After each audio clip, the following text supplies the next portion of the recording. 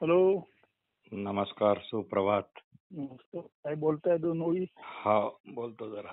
बोला बोला. काल रात्री तुमचं फारच इंटरेस्टिंग होतं, ते परत ऐकलं मी. तर जसं सुचलं जसं काही मनातील तसं बोलतो आता मी. ठीक आहे, बोला बोला. सभ्य श्रोते हो, सभासद हो, नमस्कार. काल जे आपण पाटणकर सरांचं ऐकलं त्यावर थोडा एक सारांश मी सांगतोय. आपल्याला वाटते की पाटणकर सर हे वारंवार पुनरावृत्ती करतात. पण ही पुनरावृत्ती आपल्याला म्हणजे श्रवण, मनन, निधिध्यासन याच्याकरता अत्यावश्यक आहे. कारण प्रत्येक वेळा आपलं जे चित्त असते ते इतकं अलर्ट नसते. त्यामुळे हे पुनरावृत्ती हा इथे दोष ठरत नाही. बरे असो. तर पाटणकर सर म्हणतात की जीवन हे सतत वाहते असते. जीवन हे सतत वाहते असते. त्यामुळे आज आपल्याजवळ जे आहे ते कदाचित उद्या असणार नाही. आणि हा जो वाहतेपणा जो आहे म्हणजे ज्याच्यात अनुकूल प्रतिकूल हा असा जो वाहतेपणाचा भाग आहे तो कसा काय कायम टिकत नाही. पण आपण काय करतो, या सर्वांचा म्हणजे अनुकूल प्रतिकूल याला अतिशय महत्त्व देतो. म्हणजे याचा आपल्याला ओढा वाटतो. म्हणजे आपण एका तऱ्हेने आपल्या चैतन्याला म्हणजे आपल्या असणेपणाला विसरतो. पण आपण हा जो आपण ओढा आहे किंवा हा जो नाद आहे हा नश्वराचा नाद आपण सोडला पाहिजे असे ते म्हणतात. इथे विवेक तत्व आपण कामाला आणू शकतो. कारण चिंतन मनन आणि मननशीलता ही फक्त मनुष्याजवळच आहे. तोच आत्मा अनात्म विवेक असा करू शकतो. म्हणून इथे विवेक तत्व आपण म्हणजे कामाला आणले पाहिजे. जे विवेक तत्व अखंडित आहे आणि तेच नश्वराचा नाद असला की खंडित होते. म्हणजे विवेक तत्व किंवा असणेपणा किंवा जे एकसंघ आहे तर ते एकसंघ नश्वराचा नाद आपल्याला असला तर ते खंडित होते. पंच ज्ञानेंद्रियांनी 5 प्रकारचे ज्ञान मिळते. पण हे 5 प्रकारचे ज्ञान होत नाही. ज्ञान म्हणून सदैव एकच असते. एक माणूस जर तत्वता एकच आहे तर अनेक जण सुद्धा तत्वता एकच आहेत. हे अतिशय महत्वाची गोष्ट श्री पाटणकरांनी सांगितली की एक माणूस जर तत्वता एकच आहे तर अनेक जण सुद्धा तत्वता एकच आहेत. या एकचला विश्वचेतना असे म्हणतात. या एकचला विश्वचेतना असे म्हणतात. विश्वचेतनेत प्रकार नसतात. विश्वचेतनेत प्रकार नसतात. यालाच अखंडता म्हणतात. विश्वचेतनेतूनच हे जग एखाद्या कारंज्यासारखे निरंतर प्रगट होतच आहे. याला स्फुरण सुद्धा असे आपण म्हणू शकतो. या स्फुरणाला आरंभ नाही म्हणून अंत पण नाही. आणि विशेष म्हणजे या स्फुरणाला आपण स्फुरत आहोत याचे भान सुद्धा नाही. आणि यातूनच अंडज, जारज, श्वेतज किंवा उद्भिज अशी सृष्टी उद्भवते. म्हणजेच काय की अनंतातून जे शांत निर्माण झाले ते अतिशय नगण्य आहे. त्यांनी तो हिशोब सुद्धा मांडलाय की किती तऱ्हेने ते अगण्य आहे म्हणून. तर हे अगदीच अगण्य आहे. हे सर्व समजण्याची ताकद फक्त मनुष्य प्राण्यातच आहे. कारण तो विवेकशील आहे. जे असणेपणा आपल्या ठिकाणी आहे तोच असणेपणा सर्व प्राणी मात्रांच्या ठिकाणी आहे. ही फार विशेष महत्वाची गोष्ट आहे. दासबोधामध्ये एक जगज्योती नावाचं प्रकरण आहे. त्यात याच गोष्टीवर अतिशय भर दिलेला आहे आणि फार सुंदर तऱ्हेने समजावून सांगितलं आहे. तर इच्छा असणाऱ्याने जरूर ते वाचावं. तर असणेपणाच्या रूपाने एकच विश्वचेतना काम करत आहे हे सगळ्यात महत्वाचं आहे. थोडक्यात आपले एक पण न सोडता विश्वचेतना ही बहुविध झाली आहे आणि या बहुविधेत पण एकच विश्वचेतना कार्यरत आहे. बहुविधता ही केवळ नाममात्र आहे. यांनी पाटणकर सरांनी अतिशय छान दृष्टांत दिला की मोठा काचेचा आरसा फुटला, त्याचे तुकडे तुकडे झाले तरी प्रत्येक तुकड्यात सूर्याचे प्रतिबिंब मोठ्या आरशात जसे पडते तसेच त्या कितीही छोटा आरशाचा तुकडा असला तरी त्यात सुद्धा पडते. नमस्कार सर, बोला आता आजच्या पुढे. धन्यवाद. अतिशय छान सुटसुटीत मांडणी केली वाघमारे साहेब. परत एकदा धन्यवाद. तर जे असणेपण आहे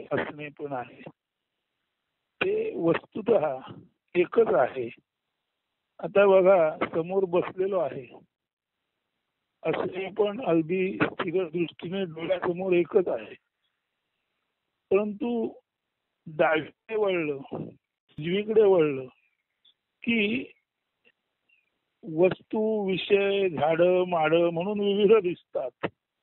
पण वस्तू असो, विषय असो, झाडं असो, माडं असो, झाड माडं असो, वनस्पती असो, पशु पक्षी, जलचर असो, अंडज स्वेदज उद्भिज जारज, कुठल्याही तऱ्हेची उत्पत्ती असो, ती उत्पत्ती म्हणजे वर येऊन त्याचं दर्शन झालेलं आहे. म्हणजे वर येऊन दर्शन होण्या अगोदर ते सुरुवातीला जिथे होतं तिथे ते बंद मुठीसारखं म्हणजे एकम एव असंच होतं. आता बंद मूठ उघडली आणि या बंद मुठीला 5 बोट आहेत हे दिसलं. पण बंद मुठीला 5 बोट आहेत दिसलं म्हणून त्याला आपण उघडलेल्या मुठीला म्हणतो पंजा, 5 बोटांचा समुदाय. पण ती जेव्हा मिटलेला असतो पंजा तेव्हा त्याला आपण मूठ म्हणतो.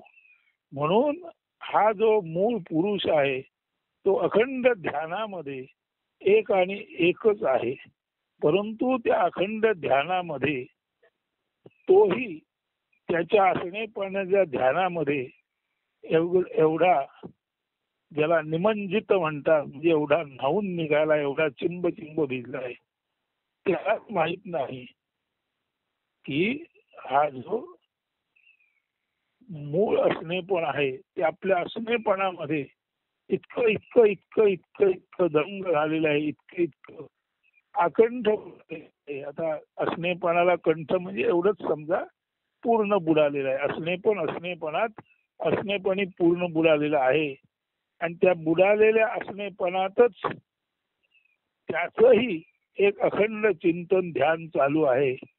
आणि हे अखंड चिंतन ध्यान त्याचंही चालू आहे. यालाच कृष्णमूर्ती म्हणतात the whole universe is in meditation. अखिल विश्वच चिंतनात आहे.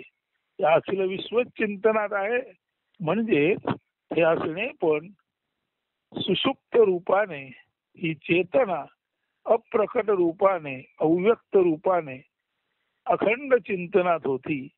आणि या अखंड चिंतनात असलेली विश्वचेतनाच जेव्हा इरप्ट झाली म्हणजे चेतनेमध्ये स्फोट झाला तेव्हाच त्या चेतनेतून हे विविध दिसणार परंतु मूलतः एक असणार, विविध दिसणार म्हणजे 5 बोटांसारखं वेगळं दिसणार, मूलतः एक असणार म्हणजे बंद मुठीसारखं असणार. ती बंद मुठ सुद्धा दिसत नाही, काहीच दिसत नाही. म्हणून हे इतकं इतकं इतकं एक आहे की ते खरं दिसतच नाही. आणि ते जेव्हा दिसायला लागतं तेव्हा दुसरं काही नसून ते त्याच्याच चिंतनामध्ये असणेपणाच्याच असणेपणामध्ये इतकं दंग झालेलं आहे की त्या दंगतेत त्या विश्वचेतनेचे किरण शलाका बाहेर पडतात. आणि विश्वचेतनेच्या ज्या शलाका किरण बाहेर पडल्या त्या शलाका म्हणून आपल्याला वेगवेगळ्या दिसतात, परंतु विश्वचेतना म्हणून मुळात एकच आहे. हे समजणं म्हणजे व्यक्ती यावर दगड माती वृक्ष पशु पक्षी सर्वसाधारण जीव आणि पासून माणूस हे सर्व मूलतः एकच विश्वचेतनेतून बाहेर पडलेले आहे. विश्वचेतनेतून बाहेर जे जे पडलं ते आपल्या अंतरंगात म्हणजे इनसाइड बॉडी विश्वचेतना घेऊन आलं. म्हणून आपल्या सर्वांच्या आतमध्ये जे आहे ते एकम एवम द्वितीयम नास्ती आहे.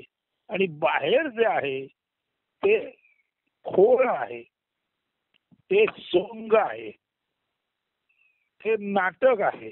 म्हणजे आमच्याकडे नमन असतं, दशावतारी नमन. आणि गणपतीचं सोंग आणतात, रावणाचं सोंग आणतात, कोण घोड्याचं सोंग आणतात. आता हे बघायला लहान मोठी सर्व माणसं जातात. आणि त्या गर्दीमध्ये असताना बाबा मुलाला म्हणतो बघ बघ बघ घोडा आला, बघ बघ बघ रावण आला, बघ बघ बघ कुत्रा आला, बघ कोण आला, पोपट आला.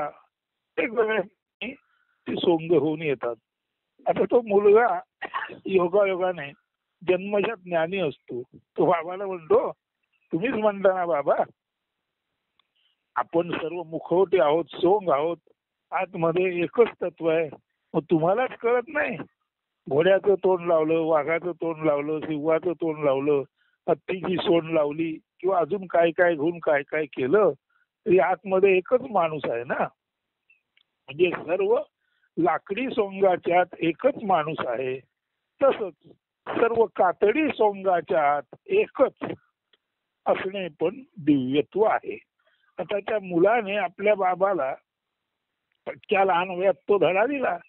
तुम्हीच म्हणता ना बाबा, किती सोंग केली तरी आत माणूस एकच आहे. किती वेगवेगळं दिसलं तरी आत देव म्हणून एकच तत्व आहे. मग तुम्ही आता मला कसं सांगता, घोडा बघ, हत्ती बघ, वाघ बघ, रावण बघ, 10 तोंडवाला रावण बघ, हे मला कसं सांगता? अहो सर्व ही लाकडी सोंग आहेत. माणूस आता एकच आहे.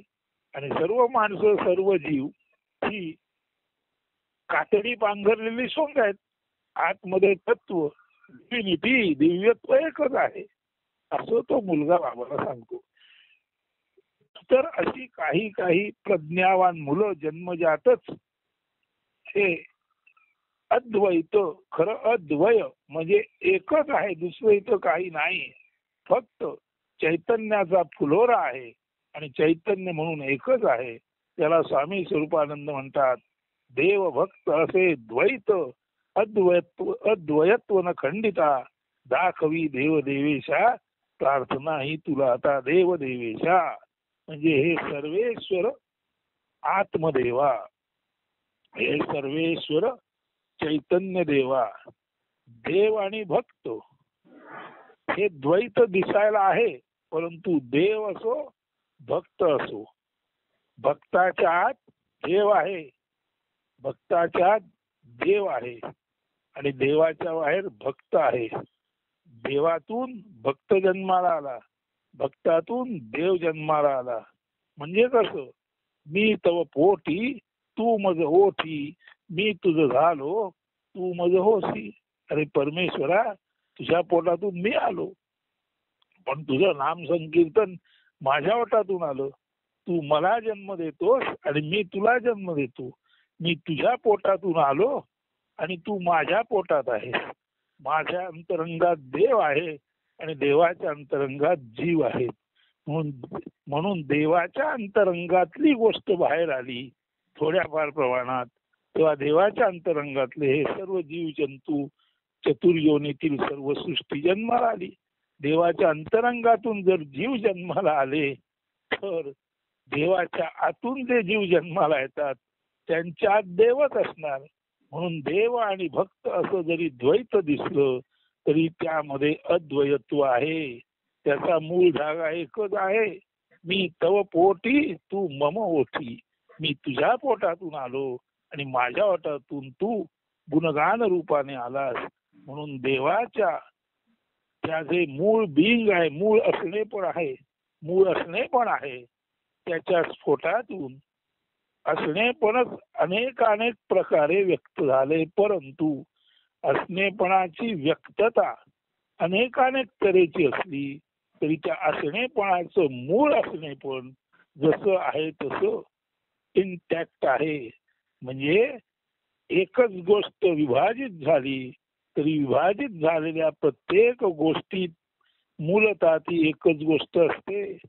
आरशाचे सहस्र तुकडे झाले तरी सहस्र तुकड्यात प्रत्येक तुकड्यामध्ये आरशाची प्रतिबिंब दाखवण्याची क्षमता ती नेमकी तशीच्या तशी असते. म्हणून ही असणेपणाची क्षमता कधीच विभाजित होत नाही. असणेपणाची क्षमता हीच शाश्वत क्षमता आहे. हे ओळखलं ज्याने त्याला विश्व मुळाशी असलेला आणि सर्वत्र असलेला योग कळला. मग आता तुकड्या तुकड्याचं काय, तर तुकड्या तुकड्याचं असं आहे की सर्व परिस्थिती, सर्व जीवजंतू, सर्व पशु पक्षी, सर्व विषय, सर्व वस्तू, घटक, मानवजात असणेपणातूनच जरी आलेलं असलं तरी असणेपण इंटॅक्ट असतं. परंतु आपणाला जी साधन सामुग्री म्हणून तुकड्या तुकड्यात मिळालेली गोष्ट असते, मग ती भूसंपदा असो म्हणजे आपल्या जवळचं धारणा क्षेत्र असो, मग धनसंपदा असो प्रत्यक्ष आपल्या जवळचा पैसा असो, मग गोसंपदा असो आपल्या जवळची गुरं वासरं असो, मग ज्याला आपण म्हणतो ज्ञान संपदा असो आपल्याला अनेक अनेक गोष्टी करतात ते असो, आपली बलसंपदा असो, आपली शक्ती असो, आपली ऊर्जा संपन्नता असो, आपण ऊर्जेने संपन्न आहोत ते असो, परंतु या ज्या सर्व क्षमता आहेत त्या क्षमतांच्या आत असलेलं जे असणे पण आहे ते जोपर्यंत आहे तोपर्यंतच टिकतात. म्हणून संपूर्ण बाह्य क्षमता आणि संपूर्ण बाह्य सृष्टी आणि संपूर्ण बाह्य विषय आणि अशा अर्थाने नवरा बायको, आई मुलगा, आजोबा नातू, मामा मामी हे जे सर्व नात्यांचे व्यवहार आहेत ते सुद्धा मूलतः असणेपणाचा विचार केला तर टिकाऊ आहेत. परंतु जेव्हा आपण म्हणतो हा माझा मुलगा, तेव्हा आपण त्या मुलाबद्दल मुलगा म्हणून आपल्याला ममत्व असतं. पण तू गोष्ट अशी होते, सुरुवातीला आपल्याला मुलाचं ममत्व आणि नंतर मुलाला आपलं महत्व असं काही काळ राहतं. पण तू मुलाचा जेव्हा बाप होतो तेव्हा मुलाला बापाविषयीचं वाटणारं मूळ ममत्व आता शिफ्ट होतं आणि मुलगा जेव्हा बाप होतो तेव्हा मुलाचं ममत्व त्याच्या मुलात विभाजित होतं. म्हणून ममत्व, माया, आपलेपण, प्रेम याच्यामध्ये अनेकानेक वाटे होतात. त्यामुळे कुठलीच गोष्ट ममता माया म्हणून जशीच्या तशी राहत नाही.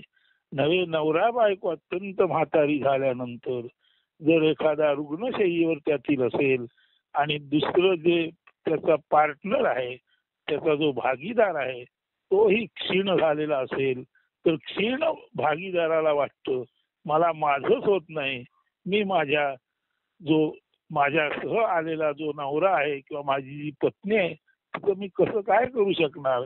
अशा वेळेला ती पत्नी किंवा नवरा म्हणतो ठीक आहे माझ्या बायकोला किंवा माझ्या नवऱ्याला नाही सोडवलं तरी चालेल, पण परमेश्वरा मला सोडव म्हणजे मी सर्वातून सुटेन. म्हणजे जेव्हा आजारी माणूस म्हणतो की माझं माझं माझं माझं, तेव्हा अशी एक वेळ येते की तो म्हणतो ते माझं माझं माझं म्हटलं तर माझ्याजवळ टिकतच नाही. मग जर ते माझ्याजवळ टिकणारच नाहीये तर परमेश्वरा तू मलाच उचल म्हणजे माझ्यातलं माझं माझं पण नष्ट होईल. म्हणजे इतकी अगतिगत आहे आपल्यातलं मी माझे पण आपण मेल्याशिवाय नष्ट होत नसेल तर याचा साधा सरळ अर्थ असा आहे आपल्यातला सदसत विवेक आपण कधीच वापरत नाही. म्हणून योगाचा एक अर्थ आहे मूळ अखंड स्थिती असणे पण जाणणे, आणि योगाचा दुसरा अर्थ आहे ज्याचा ज्याचा संयोग आहे त्याचा त्याचा योग होणे वियोग होणे निश्चित आहे. जे जे जवळ आलेलं आहे ते ते लांब जाणं निश्चित आहे. म्हणजे दोन ओंडक्यांची होते सागरात भेट, एक लाट तोडी दोघा पुन्हा नाही गाठ, क्षणिक आहे देवी बाळा मेळ माणसांचा, पराधीन आहे जगती पुत्र मानवाचा. यथा काष्ठंच काष्ठंच समेयाताम महादो समेत्य व्यपेयाताम तद्वद्भूत समागमा. हा जो भूत समागम आहे हा तुमचा आमचा संयोग आहे. हा संयोग वियोगात रूपांतरित होणारच आहे. हे जे संयोगाचे सुख आहे ते दुःखात रूपांतरित होणारच आहे. हे जे प्रेम सुख आहे ते नष्ट होणारच आहे. हे जे मिळणे आहे ते विभाजित होणारच आहे. हे जे जवळ येणे आहे ते दूर जाणे निश्चितच आहे. तर जे जे मिळते ते निश्चित जाते हे जर कळत असेल तर आपणाला मिळालेली जीवदिशा सुद्धा निश्चित जाणारी आहे. असं ज्याला कळतो तो म्हणतो आज माझा काढ दिवस, म्हणजे माझ्या जीवनातील एक दिवस वजा झाला. आणि हे न करणारे म्हणतात आज माझा वाढदिवस.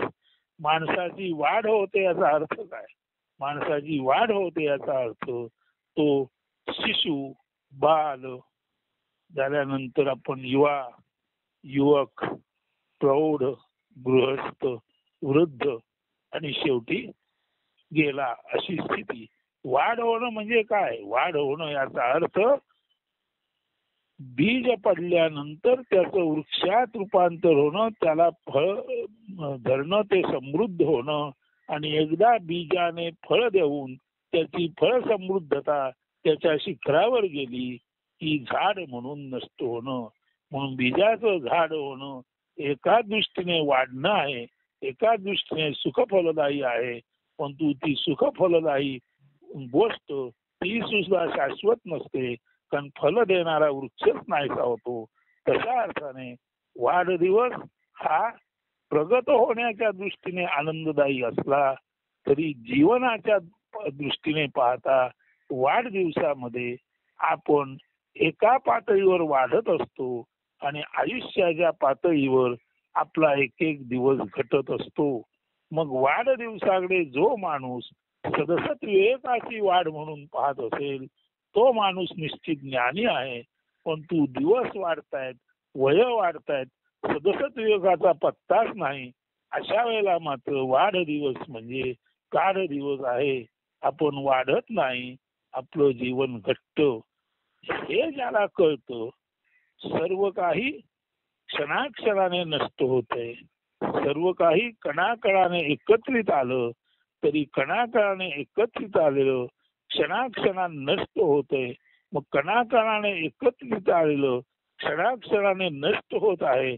तर अशा कणामध्ये आणि क्षणामध्ये न गुंतता अखंड असणेपणामध्ये गुंतून राहावं, याला म्हणतात योग स्थिती.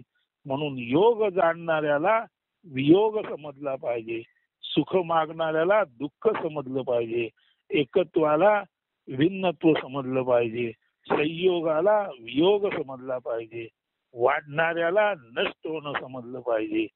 तेव्हा वाढणं आणि नष्ट होणं या दोन्ही गोष्टी जेव्हा आपल्याला कळतात तेव्हा वाढणं आणि नष्ट होणं या दोन्ही गोष्टींना जे कारणीभूत आहे ते असणं शुद्ध चैतन्य मात्र शाश्वत आहे आणि त्याखेरीज सर्व अशाश्वत आहे असं समजतं. म्हणून शाश्वताचा म्हणजे शुद्ध असणेपणाचा चैतन्याचा ध्यास म्हणजे योगाध्यास, त्याचा अभ्यास म्हणजे योगाभ्यास आणि अशाश्वताचा त्याग म्हणजेच योगाभ्यास दृढ होणे आणि जे वियोग होणार आहे, जे अशाश्वत आहे त्याचा नाच सुटणे. म्हणून अशाश्वताचा नाच सुटून शाश्वताचा ध्यास जर आपणाला दिन प्रतिदिन वाढत असेल तर आणि तरच आपण योगाच्या दृष्टीने सर्वंकष पद्धतीने एकत्वाच्या दृष्टीने अभिन्नतेच्या दृष्टीने अद्वयाच्या दृष्टीने अद्वय चिद्विलास एकाच चैतन्याचा चैतन्य विलास आहे, परंतु चैतन्य एक आणि एकच आहे. या दृष्टीने आपण जर जीवनात प्रगती करीत असू तर मात्र आपला वाढदिवस हा ज्ञानाच्या पातळीला निश्चितच वर्धापन दिन आहे आणि ज्ञानाच्या पातळीला आपण वर्धित होत नसू तर मात्र आपले वाढदिवस हे फक्त दिवस काढणे आहे, ढकलाढकली आहे, जन्माला आला, खायलं प्यायलं, मजा मारली, मेला, इतकं निरर्थक असणं आहे. म्हणून जीवनाची सार्थकता मूळ असणे पण हेच शाश्वत आहे ओळखणं आणि त्या विपरीत जे जे आहे ते अशाश्वत आहे ओळखणं, अशाश्वताचा ध्यास न धरणं आणि शाश्वताच्या नादी लागून शाश्वत रूपानेच अगदी आपला देह पडला तरी सुद्धा शाश्वत रूपानेच आपण अखंड असणेपणामध्ये मुक्त होणं. खरं सांगायचं म्हणजे फूल निर्माल्य होतं आणि त्या फुलाचा गंध असं म्हणतात विरून जातो. तसा जेव्हा माणूस देहमुक्त होतो आणि देहातील असणे पण त्याचं असं म्हणतात विरून जातं, त्यालाच योगारूढ, त्यालाच योगवित असणं म्हणतात. आणि जीवन शिल्लक असताना 10-20 वर्ष शिल्लक असताना हे जर ज्ञान पक्क झालं तर जीवनाची ही जी उर्वरित 10-15 वर्ष आहेत त्या 10-15 वर्षामध्ये माणूस खऱ्या अर्थाने जन्म आणि मरण याचा विचार न करता फक्त आपल्या असणेपणात दंग असतो, निमग्न असतो, निमंजित असतो. आणि असणेपणामध्ये जो दंग निमंजित आहे तो जो असतो तो खऱ्या अर्थाने या योगामध्ये शाश्वताच्या चिंतनामध्ये असतो. आणि असा माणूस जीवन असून सुद्धा जीवनमुक्त असतो. म्हणून जीवनमुक्त याचा अर्थ अशाश्वत टाकून शाश्वताच्या चिंतनामध्ये सदा सर्व काळ असलेपणात जो राहतो. आणि हेच दिवस जो झाडावरून वाळलेलं पान पडतं तसा पडून जातो. वाळलेलं पान पडलं परंतु वाळलेल्या पानापर्यंत ज्या असणेपणाने आपणाला आणलं ते असणेपण कधी वाळत नाही. वाळलेलं पान पडतं आणि त्यातलं असणेपण नवीन पद्धतीने नवीन झाडाला नवीन असणेपणाला उत्कर्षित करतं. म्हणून असणेपण मरत नाही, असणेपण जन्माला येत नाही. हे जे असणेपण आहे ते जन्मालाच आलेलं नाही, ते त्याचं ते असणेपणी आहेच आहे. असणेपणी असणे आहेच आहे हे ज्याला कळले त्याच्या दृष्टीने खरं काही जन्माला आलं आणि मरतं असं नाहीच. कारण जे जन्माला येतं ते मरतं आणि जे मरतं ते जन्माला येतं. म्हणून जन्म मरण आणि मरण जन्म हे केवळ अशाश्वताचे गुणगान आहे. आणि त्या पलीकडे जे आहे ते जन्मालाच आलं नाही, ते स्वयंभू त्याचं ते आहेच आहे.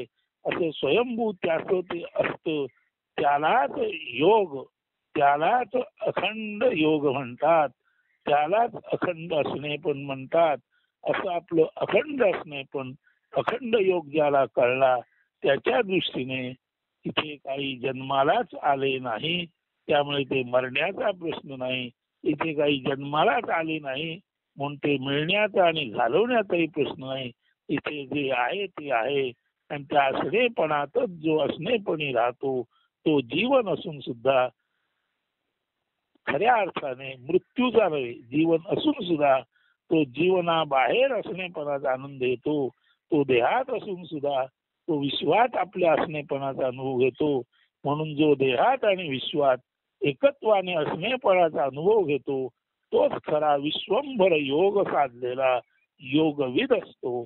तेव्हा या योगविद असणे हे जे आपला स्वरूपाचा एक भाग आहे तो नीट समजून घ्या. आणि अशा अर्थाने समजून घेतल्यानंतर मायामोह या गोष्टीला कोणताच अर्थ राहत नाही. त्याच्यामध्ये फसणं, त्याच्यामध्ये अडकणं असं होत नाही. केवळ आणि केवळ नैसर्गिकरित्या सर्व क्रिया चालू असतात.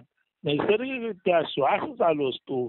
श्वास त्याचा तो चालू असल्यामुळे मी श्वास घेतो असं त्याच्यामध्ये संकल्पात्मक कर्म नसतं.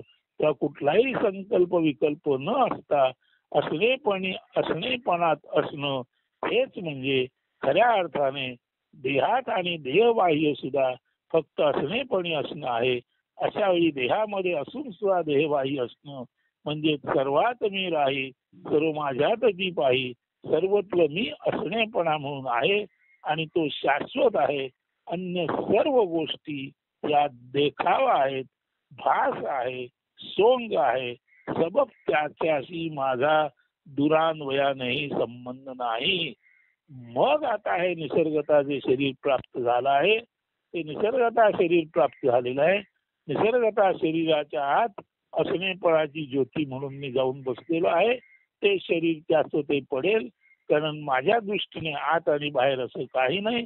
वर्तुळाच्या आत कोरी जागा आहे, वर्तुळाच्या बाहेर कोरी जागा आहे.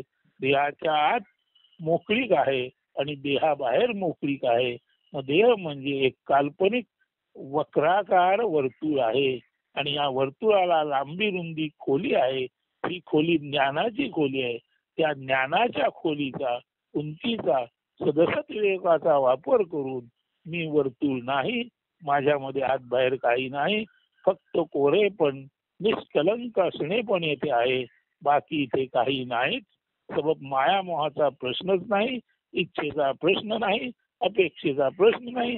जे जसं आहे तसं असणे पण आहे हे समजून असा माणूस निसर्गता देह पडेपर्यंत असणेपणातच राहतो. नाही तो देहात आला नव्हता तेव्हाही तो असणेपणात होता. देहात आला तेव्हाही तो असणेपणात आहे.